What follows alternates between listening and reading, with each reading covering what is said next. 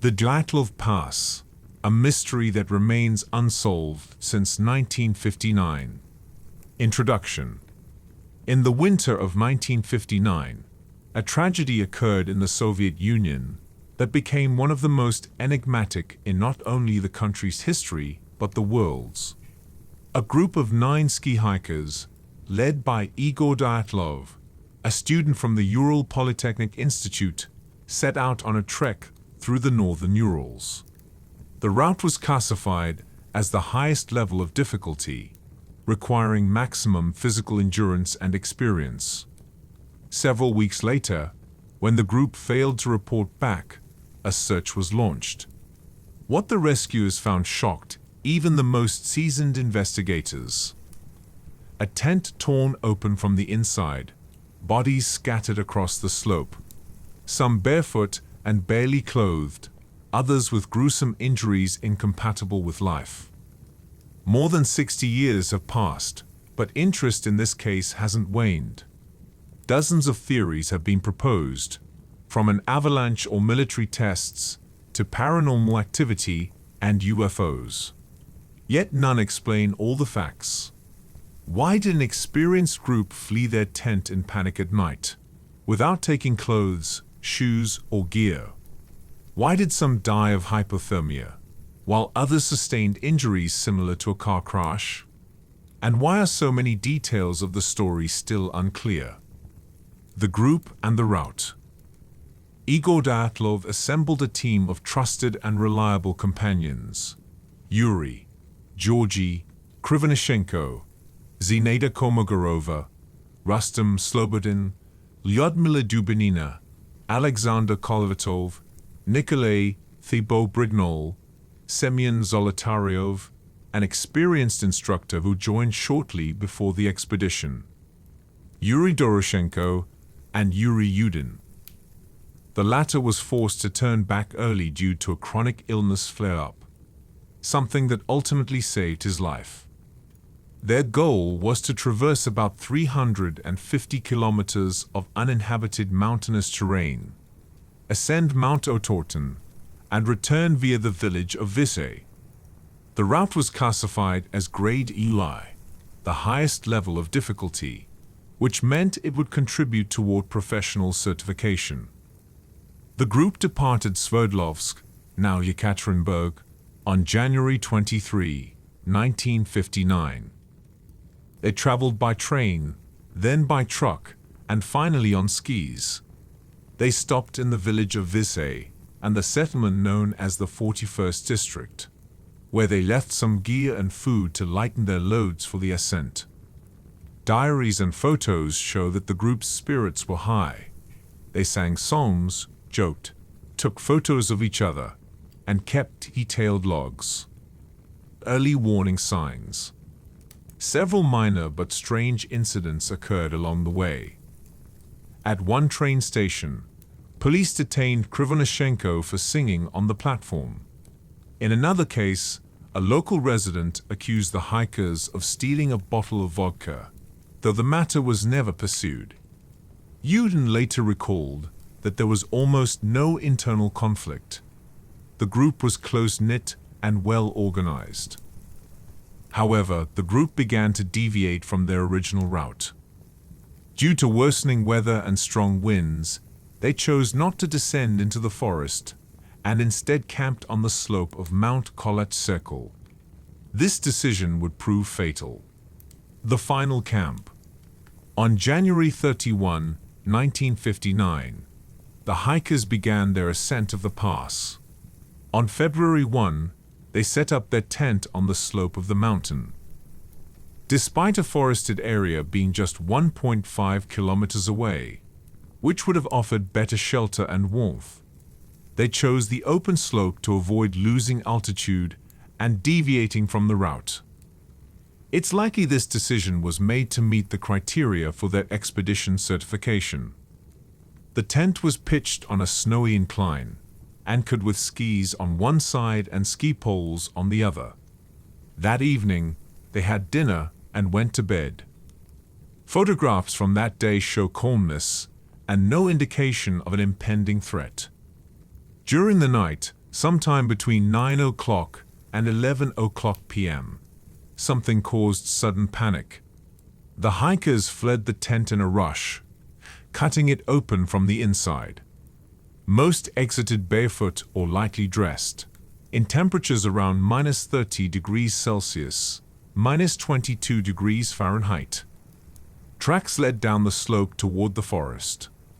The mystery of the slashed tent. When rescuers found the tent, its condition was horrifying. It had been cut open from the inside, as if the hikers had desperately tried to escape. Inside, everything was neatly arranged: food, documents, cameras, money, and clothing. Nothing had been taken. A torn military gaiter and a makeshift weapon, a sharpened ski pole, were also found. This hinted that the hikers may have been anticipating or fearing an attack. Tracks on the slope. Investigators found a trail of footprints leading downhill. The tracks were clear and orderly, not the erratic patterns of people fleeing in panic. There were 9 sets of footprints, matching the number of hikers. No signs of pursuit or other tracks were found. About 1.5 kilometers from the tent, near a large cedar tree, the first bodies were discovered. The first 5 bodies. Beneath the cedar tree, Krivnishenko and Doroshenko were found dead, apparently having attempted to build a fire. Their bodies were half naked and showed signs of severe burns, suggesting they had tried to warm themselves and possibly fell into the fire. A short distance away were the bodies of Dyatlov, Kolmogorova, and Slobodin, who appeared to have died while trying to return to the tent. Slobodin had head and hand injuries, suggesting he may have been in a fight or tried to defend himself. However, no signs of struggle were found at the scene. Fireballs and Frame 33. During the search, both military personnel and local residents reported seeing strange glowing objects in the sky. The local Mansi people spoke of fireballs seen before the hikers went missing. These accounts were corroborated by other sources. On one of the hikers' cameras, frame No. 33 showed a blurry image of a glowing object in the night sky. While many believe it was merely overexposure, conspiracy theorists see it as evidence of a UFO or secret military test. Spring discoveries, the remaining 4. In May, after the snow melted, the remaining 4 bodies were found in a ravine about 4 meters deep. These were Dubinina, Zolotaryov, Kolovatov, and Thibaut Brignol. They were better dressed than the others, suggesting they had survived longer and attempted to stay alive. But their injuries were horrific. Thibaut Brignol had a fatal skull fracture. Dubinina suffered multiple rib fractures and was missing her tongue and soft tissues around the mouth. Zolotaryov had broken ribs and punctured lungs. According to experts, these injuries could not have been caused by a fall. They were consistent with high-impact trauma similar to a car crash. Yet the bodies and clothing were not externally damaged. The Mansi under suspicion. Early suspicions fell on the local Mansi population, who were thought to be defending sacred ground. Interrogations were conducted, and 2 hunters were even arrested. But the Mansi were cooperative and participated in the search efforts. They had strong alibis, and their involvement was quickly ruled out. The official explanation: Avalanche. In 1959, the investigation concluded that the cause of death was an overwhelming force of nature beyond the hikers' control. Later, the avalanche theory became the most widely accepted. In 2020, the Russian Prosecutor General's office reopened the case and again concluded that an avalanche was responsible, caused by unstable snow, strong winds, and improper tent placement. However, many facts contradict this theory. Asterisk, The slope was not steep enough for an avalanche. Asterisk, the tracks from the tent to the forest remained intact. An avalanche would have erased them. Asterisk, the tent was not buried in snow. Asterisk, some bodies were found far from the tent and had injuries inconsistent with an avalanche. What remains unexplained? Many questions are still unanswered. Asterisk, why was the tent cut from the inside instead of using the entrance? Asterisk, why were some items missing? A ski pole, canteen, knives. Asterisk, why were some clothes unbuttoned or cut? Asterisk, what about the traces of military equipment and objects found near the site? Conclusion. The Dyatlov Pass story is more than just a mystery. It's a symbol of an era in which much was classified, and truth was often sacrificed to ideology.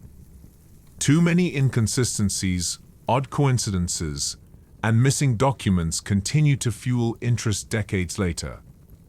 What exactly happened on the slope of Koletskaya on the night of February 1–2, 1959 remains unanswered. And perhaps it always will. The tragedy has transcended its criminal origins and become a legend, open to interpretation. Dyatlov Pass is not just a place. It is a myth, a tragedy, and a mystery that invites belief and demands understanding. Yet the more we learn, the more questions arise.